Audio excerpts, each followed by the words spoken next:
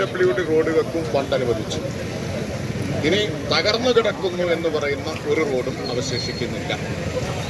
കഴിഞ്ഞ 10 കൊല്ലം, ഇതിനു മുമ്പുള്ള 10 കൊല്ലം കൊണ്ട് തകർന്ന എല്ലാ റോഡും ഈ 5 കൊല്ലം കൊണ്ട് നവീകരിച്ച് പുനരുദ്ധരിച്ചു കഴിഞ്ഞിട്ടുണ്ട്. അത് വളരെ വലിയ ഒരു വെല്ലുവിളിയായിരുന്നു, കഠിനമായ പരിശ്രമമായിരുന്നു. അതെല്ലാം നമുക്ക് യാഥാർത്ഥ്യമാക്കാൻ കഴിഞ്ഞു. ഇതുപോലെ തന്നെ പ്രധാനപ്പെട്ട ഇതിൻ്റെ 2ാം റീച്ച്, അതിനും ഫണ്ട് അനുവദിച്ചിട്ടുണ്ട്. ഇതുപോലെ പ്രധാനപ്പെട്ട റോഡാണ് എഞ്ചിനീയർ റോഡ്. അതിൻ്റെയും പണി ഗംഭീരമായി തന്നെ പൂർത്തിയാക്കിയിട്ടുണ്ട്. ഇങ്ങനെ എണ്ണി പറഞ്ഞാൽ അനേകം റോഡുകൾ.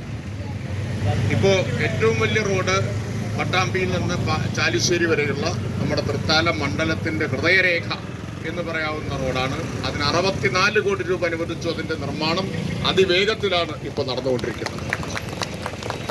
അതുകൊണ്ടാണ് ഞാൻ പറഞ്ഞത്, ഇനി ഒരു റോഡിനും ഫണ്ട് അനുവദിക്കാൻ ബാക്കിയില്ല. 25 റോഡിന് ഫണ്ട് അനുവദിച്ചതിൽ 17 എണ്ണത്തിൻ്റെയും പണി കഴിഞ്ഞു. ബാക്കി ചിലതിൻ്റെ പണി നടക്കുന്നു. ചിലതിപ്പോൾ ഈ ബജറ്റിൽ അനുവദിച്ചതാണ്. അതിപ്പോൾ ആരംഭിക്കും, അധികം വൈകാതെ ആരംഭിക്കും. 48 സ്കൂളുകൾക്ക് കോളേജിനും കൂടി 48 എണ്ണത്തിനാണ് ഫണ്ട് അനുവദിച്ചത്. 22 സ്കൂളുകൾക്ക് കെട്ടിടമായിരുന്നു. 22-ൽ 18 കെട്ടിടവും പൂർത്തിയാക്കി കഴിഞ്ഞു. 48 വിദ്യാഭ്യാസ സ്ഥാപനങ്ങൾക്കായി 54,79,50,000 രൂപയാണ് ചെലവഴിച്ചത് തൃത്താല മണ്ഡലത്തിൽ. ഇങ്ങനെ എണ്ണി പറയാൻ നിന്ന ഒരുപാടുണ്ട്. ഞാൻ അടുത്ത സ്ഥലത്തേക്ക് പോകാനുള്ള തിരക്കായി എന്നാണ് പറയുന്നത്. അതുകൊണ്ട് ഞാൻ കൂടുതലൊന്നും പറയുന്നില്ല.